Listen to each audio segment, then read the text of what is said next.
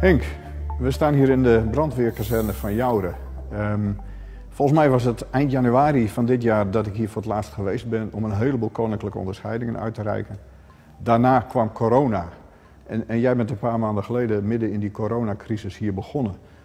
Hoe is dat nu om hier te staan en hier te werken in deze mooie gemeente? Ja, dat is heel bijzonder. Het is een bijzonder jaar. Een jaar waarin we in een crisissituatie nog nooit zo lang gewerkt hebben. En dat heeft grote impact op ons werk.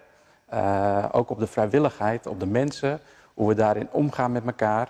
En wat ook heel belangrijk is natuurlijk, hoe blijven wij onze paraatheid overeind houden? Zo lang, want oefenen hoort daar ook bij. En gelukkig gaat dat heel goed. Maar we moeten daar wel weer beperkingen in opleggen. Want we mogen de komende periode elkaar weer fysiek niet zien. En dat brengt met zich mee dat we beperkt bij elkaar kunnen zijn. Het is ook niet mogelijk dat anderen bij oefeningen zijn. Want ik belde jou van de week van mag ik even komen kijken bij jullie oefening in Lemmer. En je zei ja, het is mooi dat je het vraagt, maar het kan echt niet. Nee, we hebben natuurlijk de landelijke regelgeving waar we mee te maken hebben. We hebben ook een voorbeeldfunctie met z'n allen. Dus ja, daar moeten we ons ook goed aan houden. En dat is best lastig in deze fase.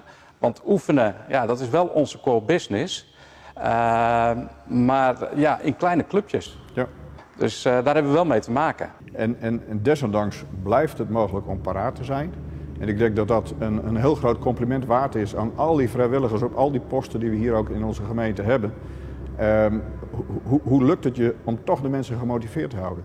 Ja, dat is een hele goede vraag, burgemeester. We zijn daar continu mee bezig met z'n allen. We zijn continu aan het kijken van wat is mogelijk en wat is onmogelijk. Er zijn grote groepen die in kleine groepjes gaan oefenen. Er zijn groepen die op verschillende avonden gaan oefenen. Maar de komende 4 weken zullen we waarschijnlijk het oefenen ook wel weer moeten staken. We zijn daar nog mee bezig om te kijken van wat de impact is, die regelgeving die gisteren weer opgelegd is door het kabinet. Maar daar hebben we wel mee te maken. En gelukkig zijn onze mensen heel flexibel en weten ze ook van wat kan en wat niet kan. En dat is best lastig in deze fase, ook voor mij, want ik ben vrij nieuw. In juni begonnen, maar ook in die fase wel met de ploegleiders allemaal kennis kunnen maken. Maar nog niet met alle posten. Na de zomervakantie zijn we wel begonnen om alle posten te bezoeken. Maar helaas, we moeten het nu weer staken. Dus we hebben nog niet alles gehad. En ik ben blij dat wij volgend jaar waarschijnlijk dan samen langs de posten kunnen gaan. Maar net zoals u net ook al zei, het is bijzonder goed om te zien dat onze ploegen de paraatheid overeind houden. En dat kost wel wat extra energie. Maar de mensen doen het graag voor de burgers. Dat is heel mooi om te horen. En normaal gesproken kom ik elk jaar bij de korpsavonden langs om de mannen en vrouwen toe te spreken, om de onderscheidingen uit te reiken, om de diploma's uit te reiken. Ja, we hebben nu al moeten besluiten dat dat dit jaar ook niet gaat lukken.